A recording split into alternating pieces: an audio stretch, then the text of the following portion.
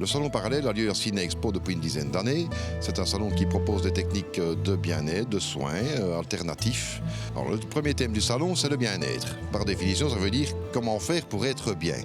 Donc là, on va pouvoir voyager dans un panel ici de différentes techniques qui sont présentées pour essayer d'avoir du bien-être. Maintenant, ce bien-être, ça peut être par un massage. Quel type de massage? Un massage déstressant, un massage aux huiles chaudes, ayurvédique, de différents matériaux éventuellement. Il y a des matelas massants, il y a de la luminothérapie, des choses qui rentrent dans une tonalité de certaines personnes qui vont leur amener un bien-être. Elles vont se sentir bien.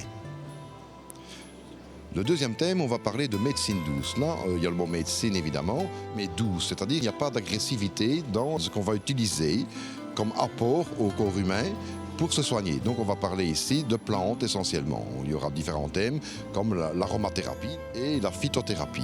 L'aromathérapie, on va plutôt parler d'huiles essentielles et en phytothérapie, on va plutôt parler de tisanes qui sont très puissantes. On se dit, si les plantes sont un peu mal, en fait c'est très puissant et c'est très ciblé.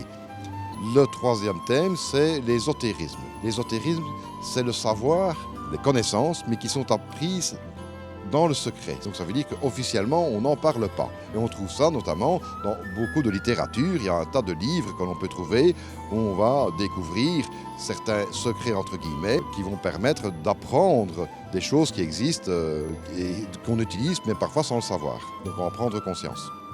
Le quatrième thème, ce qu'on appelle le psychisme, là, c'est plutôt la psychologie, la psyché qui va être abordée. Il y a des voyants et des voyantes, donc de renommée nationale et internationale, de différents types, parce qu'il y a du spiritisme, contact avec des personnes décédées, il y a la clairvoyance, des gens qui sont voyants, il y a la clairaudience, il y a la médiumnité, on peut peut-être envisager son avenir.